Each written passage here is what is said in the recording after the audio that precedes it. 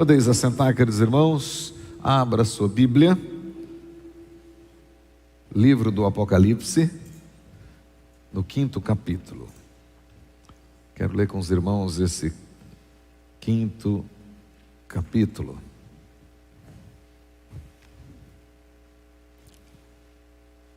Diz assim a palavra de Deus: Vi na mão direita daquele que estava sentado no trono um livro escrito por dentro e por fora, de todo selado com 7 selos.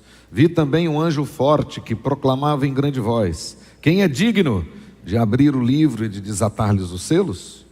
Ora, nem no céu, nem sobre a terra, nem debaixo da terra, ninguém podia abrir o livro, nem mesmo olhar para ele. E eu chorava muito, porque ninguém foi achado digno de abrir o livro, nem mesmo de olhar para ele.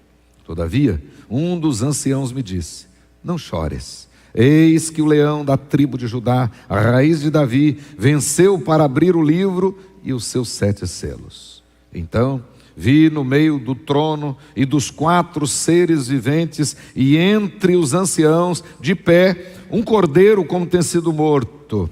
Ele tinha 7 chifres, bem como 7 olhos, que são os 7 Espíritos de Deus enviados por toda a terra. Veio, pois, e tomou o livro da mão direita daquele que estava sentado no trono. E quando tomou o livro, os 4 seres viventes e os 24 anciãos prostraram-se diante do cordeiro, e tendo cada um deles uma harpa e taças cheias de incenso, que são as orações dos santos, e entoavam um novo cântico, dizendo: Digno és de tomar o livro e de abrir-lhes os selos, porque foste morto, e com o teu sangue compraste para Deus os que procedem de toda tribo, língua, povo e nação. E para o nosso Deus os constituístes reino e sacerdotes, e reinarão sobre a terra. Vi e ouvi uma voz de muitos anjos, cujo número era de milhares, milhões de milhões. Eles rodeavam o trono, bem como os seres viventes e os anciãos, proclamando em grande voz: Digno é o Cordeiro que foi morto de receber o poder e riqueza e sabedoria e força e honra e glória e louvor. Então ouvi que toda criatura que há no céu e sobre a terra, debaixo da terra e sobre o mar, e tudo o que neles há, estava dizendo: Àquele que está assentado no trono e ao Cordeiro seja o louvor e a honra e a glória e o domínio pelos séculos dos séculos. E os 4 seres viventes respondiam: Amém. Também os anciãos prostraram-se e adoraram. Senhor Deus, Pai querido, em o nome de Jesus, abençoa-nos grandemente com a Tua palavra. Permita, Senhor, que o Espírito Santo, que inspirou, que usou, que revelou essas maravilhas ao Teu servo apóstolo João, esteja agora iluminando a nossa mente, o nosso coração, para nós podermos tirar proveito da palavra santa, que nós possamos de fato, ó Deus, ser fortalecidos com a força do Teu poder no Cristo glorificado. Ajuda-nos, ó Deus, em o nome dEle. Visita com poder e graça cada um aqui nesta noite, cada um que nos acompanha pela internet. Permita, Senhor, que a Tua igreja receba do Senhor uma porção especial da Tua graça bendita, ó Deus. E ao longo dessa semana nós possamos testemunhar do Cristo glorificado. Nós possamos, ó Deus, viver com a nossa esperança renovada no Cristo glorificado. Que a despeito das lutas e das adversidades, possamos seguir em frente, olhando firmemente para Jesus. Ajuda-nos, ó Deus, além de consolar o nosso coração, esteja, Senhor, em nome de Jesus, nos fortalecendo poderosamente para podermos seguir em frente e cumprindo cabalmente tudo aquilo que o Senhor mesmo planejou na eternidade para nós. Em o nome de Jesus, para a honra e glória de Jesus. Amém, amém, glória a Deus. Meus queridos irmãos, depois de um mês de pausa, porque o mês de abril nós pausamos aqui as nossas exposições no livro do Apocalipse, porque tivemos convidados especiais, tivemos celebrações especiais, a ressurreição do nosso Senhor e Salvador Jesus Cristo. Mas hoje eu quero retomar os nossos estudos, as nossas pregações aí no livro do Apocalipse, baseado no tema fortalecendo a nossa esperança, mantendo a nossa esperança no Cristo glorificado. Então é um desafio de cada crente manter viva a sua esperança no Cristo glorificado. É assim que nós devemos seguir em frente, é assim que nós temos que caminhar todos os dias, a despeito das lutas, a despeito das adversidades, manter viva, operante a nossa esperança no Cristo glorificado. E conforme já vimos aqui, esse de fato é o grande objetivo do livro do Apocalipse, né? Todo o pano de fundo, na verdade, o livro do Apocalipse é a esperança dos crentes, a esperança dos salvos. E todo o pano de fundo, a intenção é exatamente essa: fortalecer o coração dos crentes, para que eles continuem firmes a despeito de todas as adversidades. Por isso é que nós já aprendemos até agora a respeito dos estudos que já tivemos, que por meio do livro do Apocalipse, que na verdade é o livro mais cristocêntrico do Novo Testamento, ou seja, da Bíblia como um todo. E aqui no livro do Apocalipse nós aprendemos que o Deus Pai, que se assenta no trono, governa todas as coisas. E o livro do Apocalipse garante para nós que Ele ouve as nossas orações e que Ele nos atende conforme a sua vontade, que Ele é o Deus da provisão. Então, de fato, nossas orações são ouvidas nos céus e respondidas na terra. E nós aprendemos isso através do livro do Apocalipse. Aprendemos também que Jesus Cristo, a fiel testemunha, o primogênito dos mortos, o soberano dos reis da terra, aquele que nos amou, e o texto afirma isso, nos amou e com o seu sangue nos libertou e nos constituiu reino e sacerdotes para o seu Deus e Pai. Em breve voltará e enxugará dos nossos olhos todas as lágrimas, e com Ele reinaremos para sempre. Essa é uma das grandes verdades que todo o livro do Apocalipse traz para nós.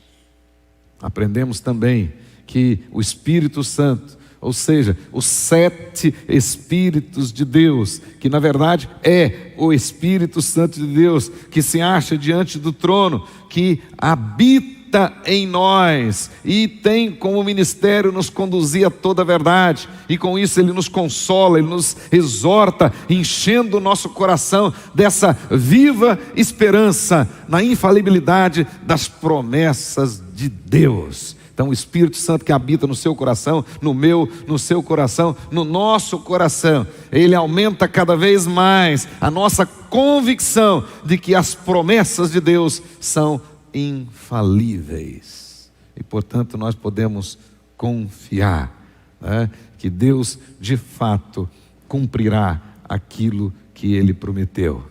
E em virtude disso, em breve, nós com Cristo Jesus triunfaremos sobre a morte, sobre o inferno, sobre o dragão, sobre a besta, o falso profeta, a Babilônia, os ímpios, todos os inimigos do Senhor.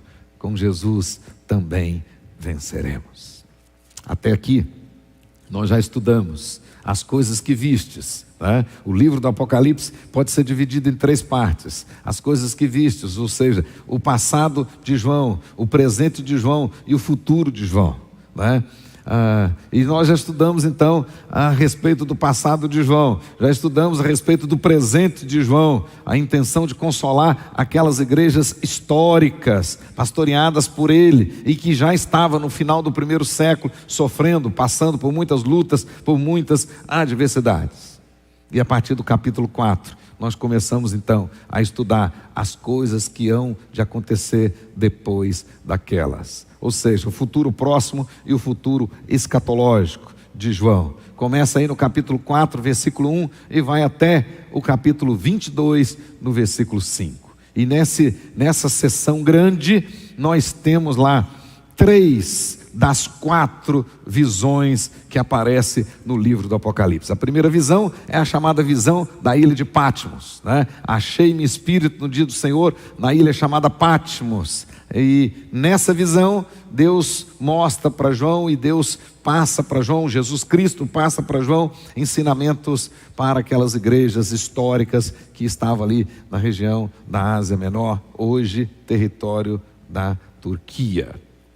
E daqui uns dias, com a graça de Deus, estarei visitando esse lugar e vou lembrar de vocês lá e orar por vocês de lá, né? Exatamente dessas 7 igrejas. Pois bem, mas a partir do capítulo 4, nós temos aí o início da segunda visão, quando João agora é transportado em espírito para o céu, a visão do céu, a visão da sala do controle, e ele passa a ter a mesma visão, uma visão semelhante à que Isaías teve há anos atrás, mais de 800 anos antes de João. E o propósito foi o mesmo, lá nos dias de Isaías, quando Isaías, envolvido com as suas perplexidades, com as suas lutas, com as suas dificuldades, decepcionados com o povo, porque o povo caminhava a passos largos para a perdição, o povo não queria nada com Deus, o povo estava mergulhado nas suas idolatrias, o povo estava mergulhado no seu secularismo daquela época. E Isaías então vai ao templo cheio de perplexidade, e Deus, para consolar o coração do profeta, lhe revela assentado no trono. E o texto diz, no ano do rei Uzias, então eu vi o Senhor assentado no alto e sublime trono. E também aqui na visão dos céus, Deus transporta em espírito João aos céus, e ele tem a visão do trono. Começa aí no capítulo 4 e vai até o finalzinho, capítulo 16, iniciozinho do capítulo 17. No capítulo 17 nós temos a terceira visão, a visão agora do deserto, a visão do deserto. E a visão de muitos flagelos, de muitas lutas, a visão do juízo de Deus, que vai até o capítulo 22. E aí lá no capítulo 22 nós temos a última visão, agora a visão da montanha, a visão da Nova Jerusalém, a visão triunfante da igreja com Jesus. Pois bem, nós vimos aqui tudo isso até agora, e o capítulo 4 e o capítulo 5, eles funcionam em todo o contexto do Apocalipse, como um interlúdio. Então nós temos aqui na verdade um interlúdio. Nós estamos estudando o interlúdio, o capítulo 4 e o capítulo 5. E a intenção desse interlúdio foi consolar, fortalecer previamente, preparar o coração do apóstolo e também o coração dos leitores originais e o nosso coração para aquilo que seria revelado logo adiante. Ou seja, antes de Deus revelar os terríveis julgamentos futuros, Deus preparou o coração do seu povo, fortalecendo-os com a visão gloriosa do seu trono, da sua soberania, do seu controle e da vitória do Cordeiro.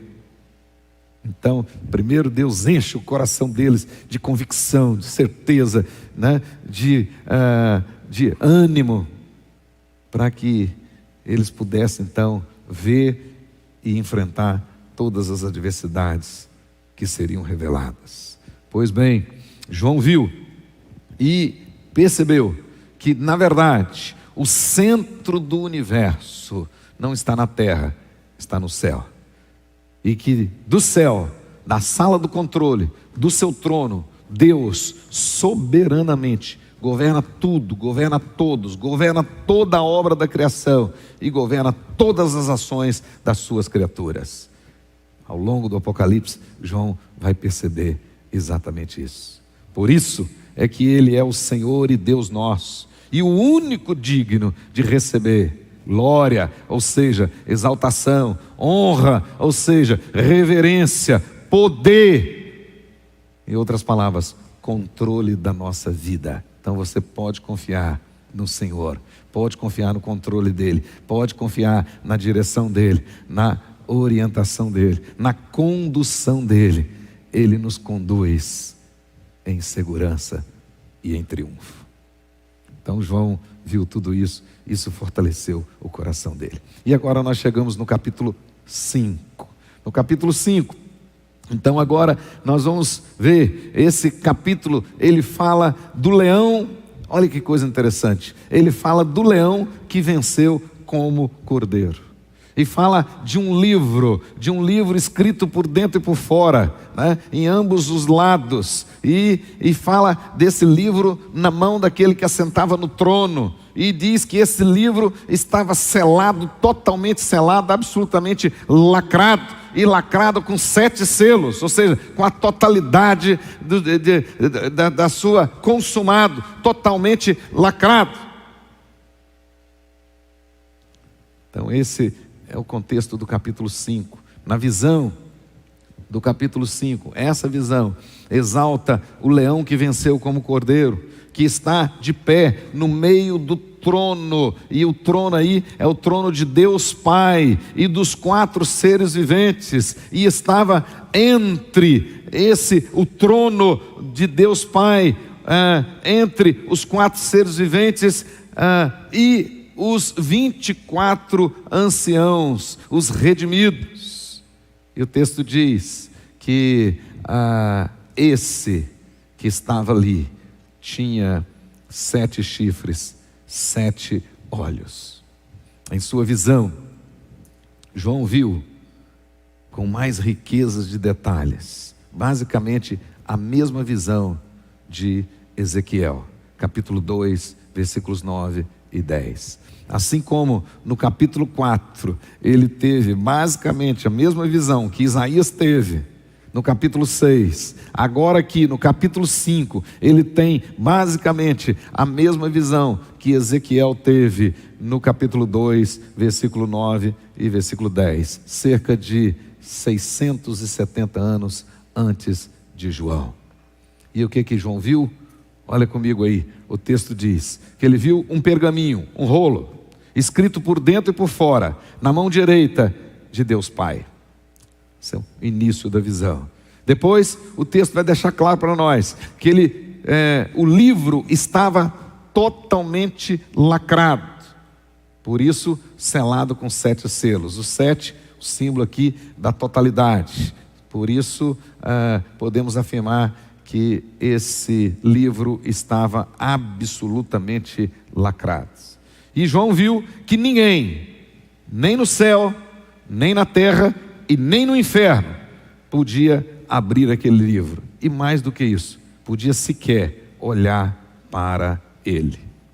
E a palavra-chave que aparece aí, João viu que ninguém foi achado digno. Digno.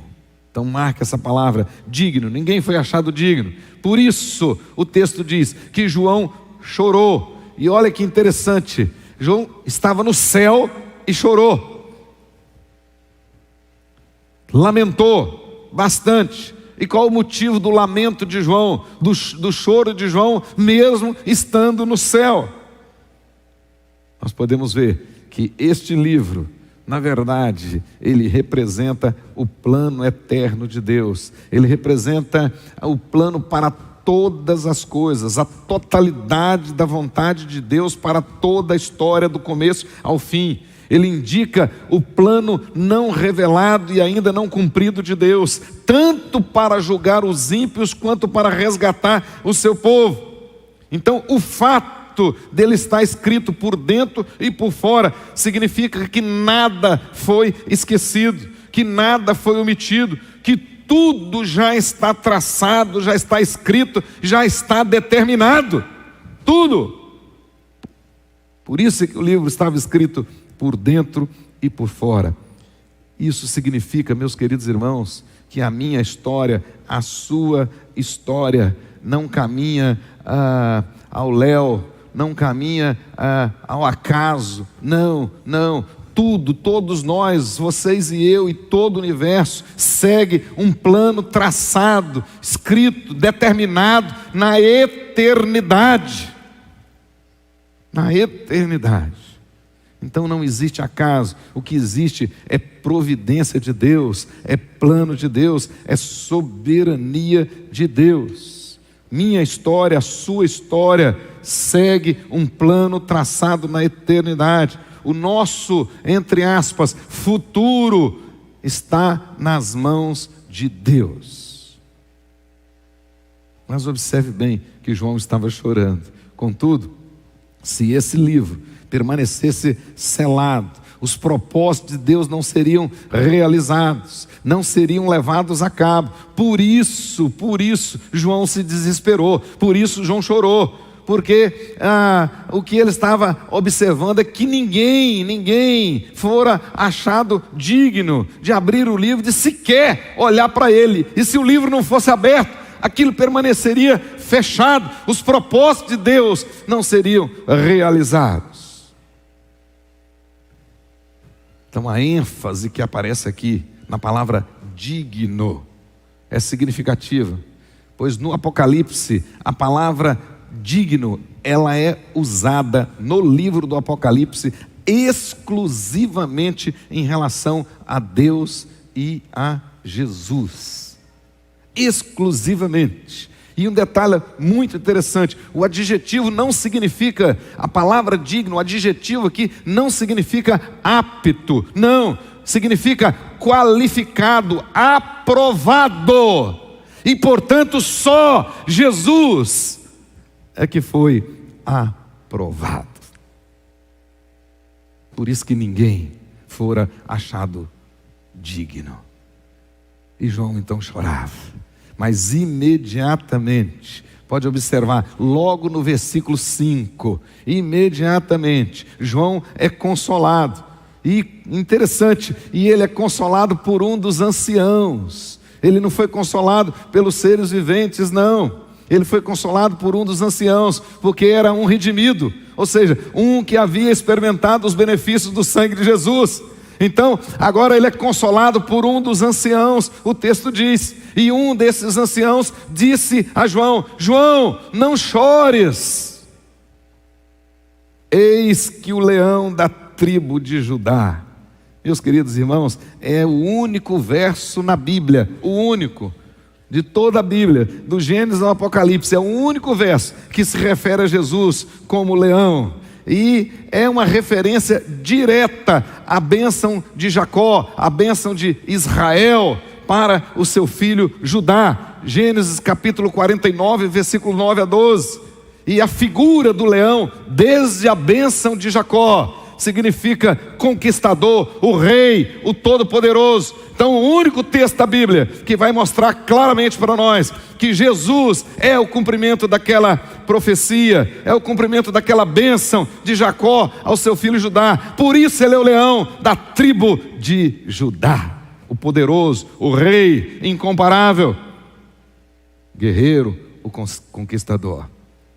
Mas o texto continua, além de ser o leão da tribo de Judá, ele é também a raiz de Davi. Aqui uma alusão direta à profecia de Isaías, capítulo 11, versículos de 1 a 2. Capítulo 11, versículo de 1 a 2, Isaías diz assim: do trono de Jessé sairá um rebento, e das suas raízes um renovo, repousará sobre ele o Espírito do Senhor, o Espírito Santo, Espírito de sabedoria, de entendimento, o Espírito de conselho, Espírito de fortaleza, Espírito de conhecimento e de temor do Senhor. E João viu aqui agora os 7 Espíritos. Quando ele vê a figura de Jesus, um cumprimento também da profecia de Isaías, capítulo 11, versículos de 1 a 2. Mas, interessante, o ancião não falou para João, embora ele disse, consolando João, ele disse: não chores, não temas, né? Mas ele não falou como que o leão venceu. Ele não falou. E por isso, exatamente por não ter falado como o leão venceu, é que João então, ele se virou para ver o leão. Olha bem comigo o versículo 6, né? Então ele vai se virar para ver o leão. E quando ele se vira para ver o leão, na expectativa de ver o leão que venceu, na verdade, ele vê o cordeiro. Ao invés de ver o leão, ele vê o cordeiro. E ele diz: vi no meio do trono e dos 4 seres viventes. Então tente imaginar o trono de Deus Pai, os seres viventes, que nós já estudamos aqui, né? Seres angelicais. E o texto diz: e entre o trono, os seres viventes e os redimidos, os 24 anciãos, né? Estava ali, não o leão, mas o cordeiro. O cordeiro, como tendo sido morto, e ele tinha 7 chifres, e com 7 olhos, e os 7 olhos são os 7 Espíritos de Deus enviados por toda a terra, ou seja, a totalidade do Espírito Santo. Jesus e o Espírito e o Pai são um, a beleza da Trindade. Jesus é Deus, o Espírito é Deus. E ele está dizendo, aí falando da onisciência e da onipotência de Jesus. Mas quando João se vira para ver, ele vê o cordeiro como tendo sido morto. João ouviu a respeito do leão, mas viu o cordeiro. E aqui nós podemos afirmar que certamente a vitória do leão não seria possível sem o sacrifício do cordeiro. A vitória do leão não seria possível sem o sacrifício do cordeiro. Por isso é que quando ele se vira para ver o leão, ele vê o cordeiro sacrificado. Pois bem, esta é a primeira vez de 30 vezes que aparece no Apocalipse a referência de cordeiro como sendo Jesus, o cordeiro de Deus. A revelação aqui, nesse momento, mistura vários símbolos para comunicar principalmente a importância, a eficácia, a incomparabilidade da obra de Jesus Cristo, da obra do Cordeiro. Por causa dela é que nós estamos aqui, e é ela que enche o nosso coração de força, de consolo, de coragem para seguirmos em frente. Na visão de João, e de fato é assim mesmo, Jesus é ao mesmo tempo o leão de Judá, mas ele é o Cordeiro de Deus que tira o pecado do mundo. O leão vencedor é o Cordeiro que morreu. Mas olha no versículo 6, mas ele vive, e ele vive onisciente, onipotente, está em pé no meio do trono, significa autoridade, entre os redimidos, significa mediador. Os 24 anciãos representam as igrejas do Velho e do Novo Testamento, representam o povo de Deus, os redimidos, lavados no sangue do Cordeiro. Então ele fica entre o trono e eles como o mediador, e a Bíblia diz que ele é o único mediador dos eleitos de Deus, é Jesus Cristo. E ele continua fazendo essa mediação. Ele entrou de uma vez por todas no tabernáculo celestial, é o nosso sumo sacerdote, é agora o mediador e que continua intercedendo por nós. Portanto, somente ele, por causa disso, é digno de desvendar o sentido da nossa vida. Então, ele, diz o texto, foi achado digno de abrir os selos, de quebrar os selos e abrir o livro. Exatamente porque ele venceu. Versículo 7. Veio, pois, Jesus e tomou o livro da mão direita do Pai, que estava sentado no trono. Então aqui nós temos uma referência clara a Cristo como o mediador, o único mediador da nova aliança, o perfeito, o absoluto, incomparável. Agora, nos versículos 8 até o versículo 14, olha aí para a sua Bíblia. João pôde contemplar um apoteótico, um magnífico, um tremendo, um maravilhoso culto de adoração tributado ao Cordeiro vencedor. Então agora nós vamos ver, a partir do versículo 8 até o versículo 14, um culto no céu, né? Um grande culto de adoração, um maravilhosíssimo, incomparável culto de adoração. João viu claramente que imediatamente após o Cordeiro tomar o livro da mão direita daquele que estava sentado no trono, e assim ter aceitado o ofício de rei do universo, naquele momento, imediatamente, surgiu uma grande eclosão de triunfo, um exuberante regozijo. O culto começa agora nos céus, com 3 doxologias, com 3 hinos. Acompanhe comigo. O culto começou e nós vamos cantar 3 hinos na nossa liturgia. O primeiro deles, do versículo 8 até o versículo 10, liderado pelos 4 seres viventes e os 24 anciãos. E vocês podem observar claramente um cântico que nós podemos denominá-lo de o cântico da redenção, que exalta a obra redentora do Cordeiro. E ele diz assim, versículo 8, veja comigo: e quando tomou o livro, ou seja, imediatamente ao tomar o livro, os 4 seres viventes e os 24 anciãos prostraram-se diante do Cordeiro, cada um deles com a harpa e taças de ouro cheias de incenso, que são as orações dos santos, e entoavam um novo cântico. Então agora os 24 anciãos, os 4 seres viventes, na hora que contemplaram aquele, o único achado digno de abrir o livro, de quebrar os selos e abrir o livro, quando ele toma o livro para abri-lo, e agora eles, convictos de que ele iria abrir o livro e tem poder para isso, e é digno para isso, eles começam a exaltá-lo, porque agora há esperança.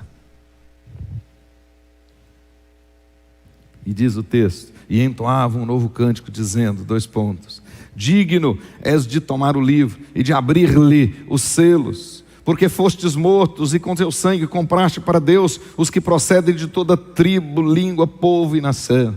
E para o nosso Deus os constituíste reino e sacerdotes, e reinarão sobre a terra. Que bênção! Aqui nós temos uma observação muito interessante a fazer.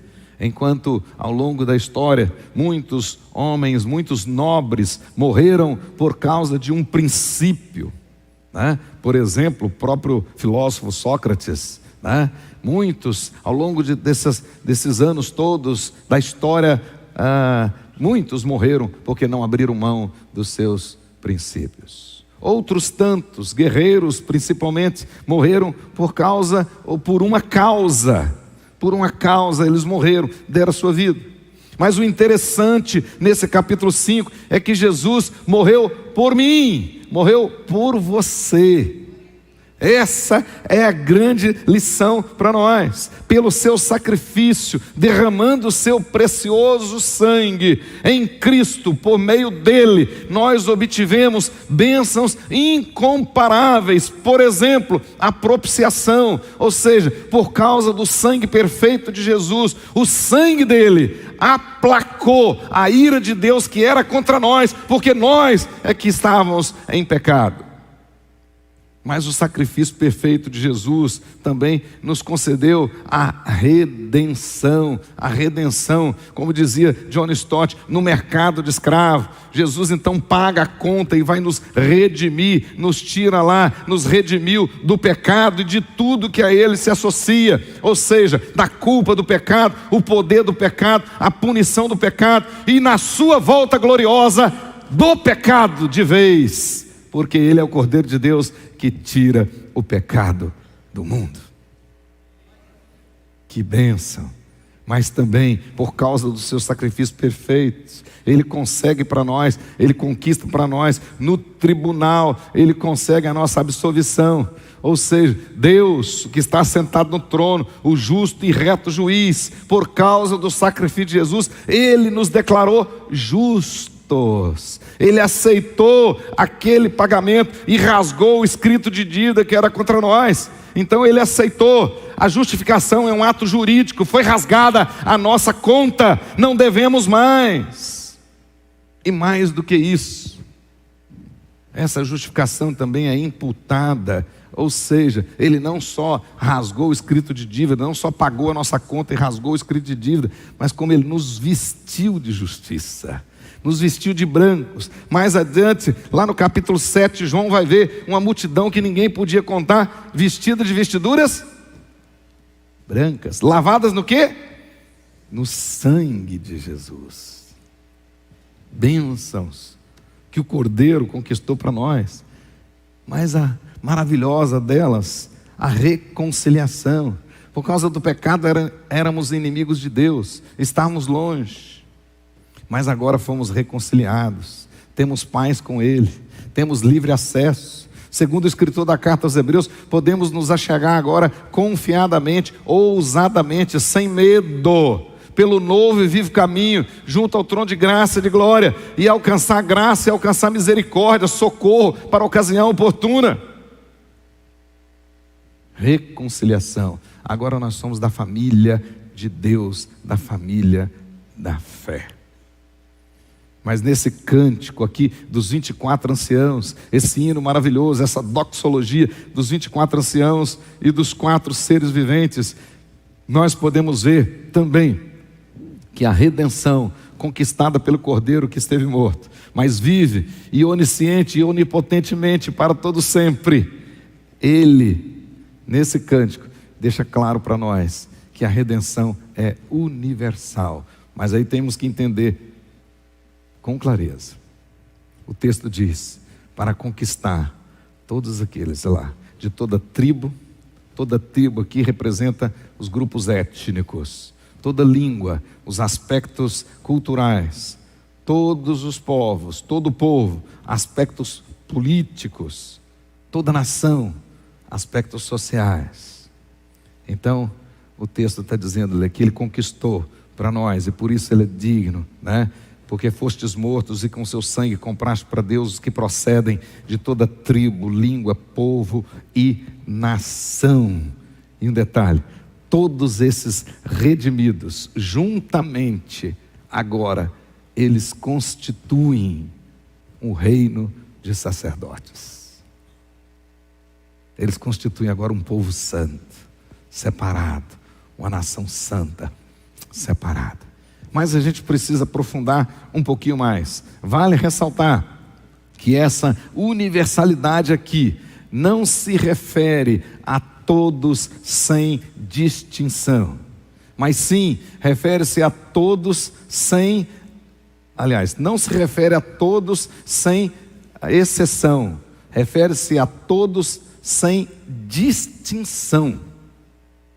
Isso precisa ficar bem claro para nós.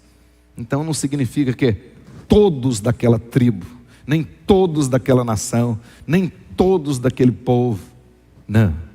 Mas todos aqui é todos sem distinção e não todos sem exceção.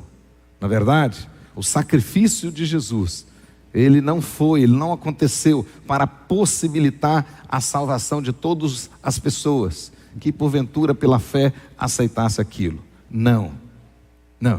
Na verdade, o sacrifício perfeito de Cristo, ele aconteceu para salvar todos aqueles que eficazmente, efetivamente, Deus elegeu na eternidade. E Deus fez isso com pessoas de todas as tribos, de todas as nações, de todos os povos, sem distinção.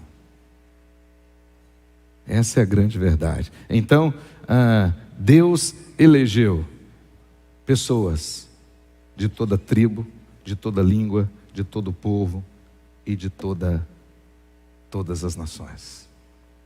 Não todos de todas as nações, mas os que Ele elegeu procedem de todas as nações.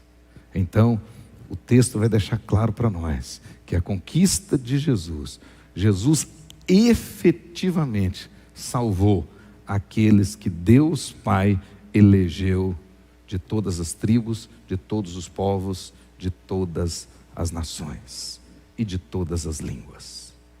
Efetivamente, Ele não simplesmente possibilitou a salvação e a responsabilidade ficou agora com cada um de crer ou não crer. Não, a obra dele foi eficaz. E aqueles pelos quais ele morreu, desses, nenhum se perderá. Nenhum, absolutamente não. Depois nós temos o segundo cântico nessa liturgia, versículos 11 até o versículo 12. Agora o cântico das miríades celestiais, ou seja, o cântico dos anjos. Os anjos agora também celebrando. E curiosamente, da mesma forma, a celebração aqui tem relação direta com a redenção de Jesus, com a obra redentora de Jesus. E diz assim o texto: vi e ouvi uma voz de muitos anjos ao redor do trono, dos seres viventes, dos anciãos, cujo número era de milhões, de milhões, de milhares, de milhares. Os anjos louvando e cantando e louvando ao Senhor, proclamando em grande voz a letra do hino deles. Digno é o Cordeiro que foi morto de receber o poder, a riqueza, a sabedoria, a força, a honra, a glória e o louvor. Os anjos também cantam a redenção e exaltam a dignidade do Redentor, ou seja, do Cordeiro que venceu. E eles frisam aqui 7 excelências, 7, e que nós precisamos prestar atenção nelas ainda hoje, 7 virtudes que precisavam ser exaltadas. Primeira, o poder, a riqueza, a sabedoria, a força, a honra, a glória e o louvor. A linguagem que nós podemos ver aqui no livro do Apocalipse é praticamente a mesma linguagem de Davi. Deus já tinha, de certa forma, revelado isso para Davi. E vocês podem observar, primeiro livro das Crônicas, capítulo 29, versículos 10, versículos 13. Já no Velho Testamento, na visão de Davi, o povo já era orientado a adorar o Cordeiro que venceu.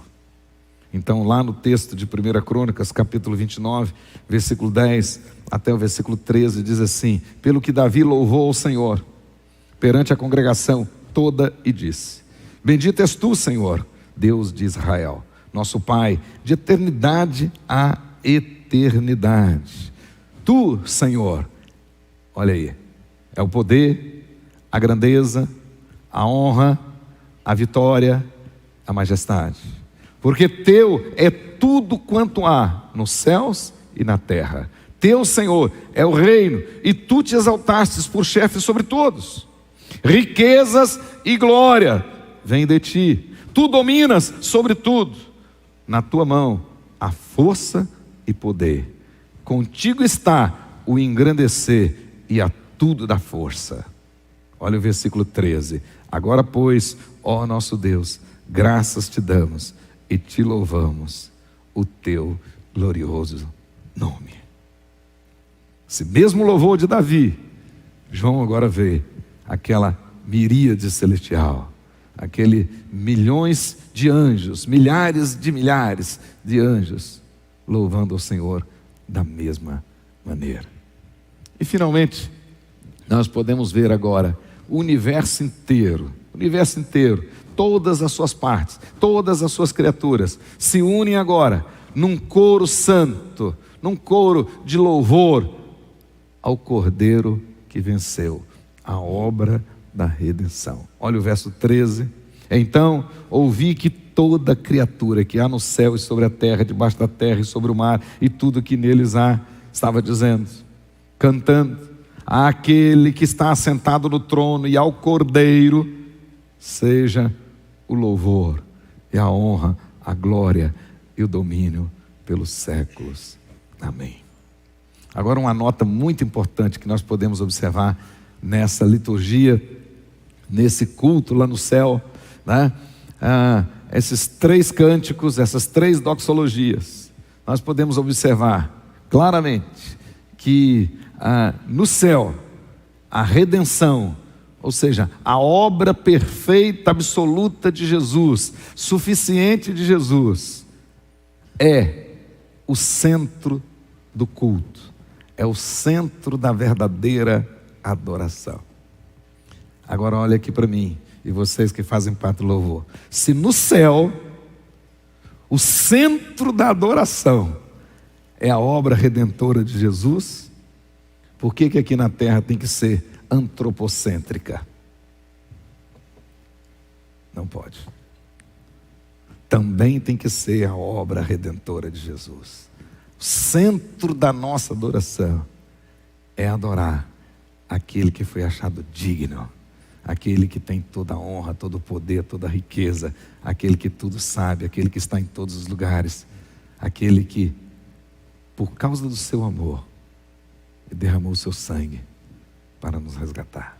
Aquele que, por causa do sacrifício perfeito, do sangue precioso, nós tivemos o aplacamento da ira de Deus contra nós. Nós tivemos a redenção, nós tivemos a justificação e nós fomos agora enxertados na Oliveira Santa. Agora nós fazemos parte da família de Deus, fazemos parte da família da aliança, fomos reconciliados. Então a Ele, somente a Ele. E o grande papel do Espírito Santo é nos conduzir a essa adoração. É isso que o Espírito Santo faz, é nos conduzir a essa adoração. Por isso que nós precisamos estar constantemente, pensando nisso. A sua vida tem que ser um sacrifício de louvor, louvando aquele que te deu vida, porque você estava morto nos seus delitos e pecados.